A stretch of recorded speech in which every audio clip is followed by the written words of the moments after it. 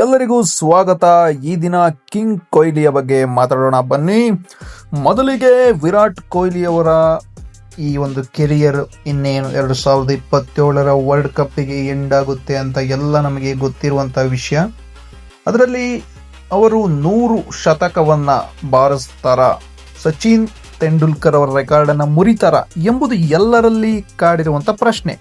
ಆ ಪ್ರಶ್ನೆಗೆ ಉತ್ತರವನ್ನು ನಾನು ಕೊಡ್ತೀನಿ ಮತ್ತು ಯಾವ್ಯಾವ ರೀತಿ ಮ್ಯಾಚ್ಗಳಿದ್ದಾವೆ, ಇನ್ನು ಉಳಿದ ಎಷ್ಟು ಮ್ಯಾಚ್ಗಳಿದೆ ಅವರು 100 ಶತಕವನ್ನು ಬಾರಿಸಲು ಅನ್ನೋದನ್ನು ಕೂಡ ತಿಳಿಸ್ತೀನಿ ಬನ್ನಿ. ಮೊದಲಿಗೆ ಸೆಪ್ಟೆಂಬರ್ ಮತ್ತು ಅಕ್ಟೋಬರ್ 2026ರಲ್ಲಿ ಹೋಮ್ ಮ್ಯಾಚಸ್ ಇದೆ. ವೆಸ್ಟ್ ಇಂಡೀಸ್ ವರ್ಸಸ್ ಅದು 3 ODIಗಳಿರ್ತವೆ.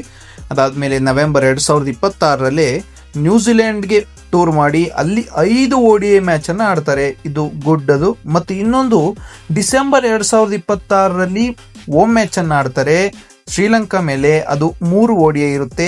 ಅದಾದ ಮೇಲೆ ಜನವರಿ 2027ಕ್ಕೆ ಬಂದರೆ ಹೋಮ್ ಮ್ಯಾಚ್ ಅದು ಜಿಂಬಾಬ್ವೆ ಮೇಲೆ ಆಡ್ತಾರೆ, ಅದು ಕೂಡ 3 ODI ಇರುತ್ತೆ.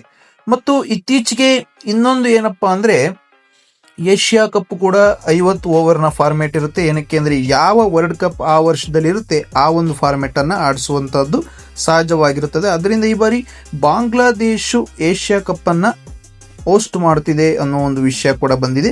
ಮತ್ತು ಇನ್ನೊಂದು ಅದರಲ್ಲಿ 4ರಿಂದ 7 ಮ್ಯಾಚ್ ಸಿಗುತ್ತೆ. ನನಗನ್ಸೋ ಪ್ರಕಾರ 7 ಮ್ಯಾಚ್ ಸಿಗುತ್ತೆ. ಏನಕ್ಕೆ ಅಂದರೆ ನಾವು ಫೈನಲ್ ಕ್ವಾಲಿಫೈ ಆಗ್ತೀವಿ, ಆ ಒಂದು ಇದರಿಂದ ಹೇಳ್ತಾ ಇದ್ದೀನಿ. ಮತ್ತು ಇನ್ನೊಂದು 2027 ಕ್ರಿಕೆಟ್ ವರ್ಲ್ಡ್ ಕಪ್ನಲ್ಲಿ ಟೋಟಲ್ 9ರಿಂದ 11 ಮ್ಯಾಚ್ ಸಿಗುತ್ತೆ.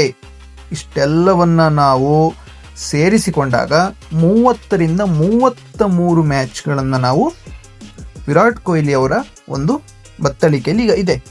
33 ಮ್ಯಾಚ್ಗಳ ಒಂದು ಇದರಲ್ಲಿ ಅವರು ಎಷ್ಟು ಮ್ಯಾಚಲ್ಲಿ ಯಾವ ರೀತಿ ಆಡ್ತಾರೆ ಅನ್ನೋದೊಂದು ಇದಿರುತ್ತೆ. ಮತ್ತು ಇನ್ನೊಂದೇನಪ್ಪ ಅಂದರೆ ಈಗಾಗಲೇ ಅವರು 85 ಅಂತಾರಾಷ್ಟ್ರೀಯ ಶತಕಗಳನ್ನು ಬಾರಿಸಿ ODIನಲ್ಲಿ 54, ಟೆಸ್ಟ್ನಲ್ಲಿ 30 ಮತ್ತು T20ಯಲ್ಲಿ 1 ಶತಕವನ್ನು ಆಲ್ರೆಡಿ ಬಾರಿಸಿದ್ದಾರೆ.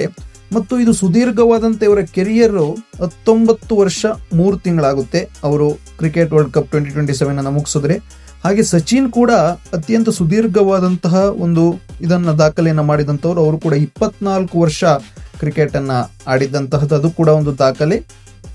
ನಾವು ಇದರಲ್ಲಿ ವಿರಾಟ್ ಕೊಹ್ಲಿ ಅವರ ಶತಕವನ್ನು ಮುರಿದ ತಕ್ಷಣ ಅವ್ರ ಮೇಲೂ ಇವ್ರ ಮೇಲೂ ಅನ್ನೋ ಒಂದು ಪ್ರಶ್ನೆ ಅಲ್ಲ. ಇಲ್ಲಿ ಅವರ ಒಂದು ದಾಖಲೆಯನ್ನು ಮುರಿಬೋದಾ ಇಲ್ವಾ ಅನ್ನೋದಕ್ಕೆ ಎಷ್ಟು ಪಂದ್ಯಗಳು ಬಾಕಿ ಇವೆ ಅನ್ನೋ ಒಂದು ಸಣ್ಣ ಇನ್ಫಾರ್ಮೇಷನ್ ಅನ್ನು ನಿಮಗೆ ಕೊಟ್ಟೆ. ಈ ಒಂದು ವಿಡಿಯೋ ನಿಮಗೆ ಇಷ್ಟ ಆಗಿದ್ದಲ್ಲಿ ಲೈಕ್ ಮಾಡಿ, ಶೇರ್ ಮಾಡಿ, ಸಬ್ಸ್ಕ್ರೈಬ್ ಮಾಡ್ಕೊಳ್ಳಿ. ಮತ್ತೆ ಸಿಗೋಣ. ಧನ್ಯವಾದ.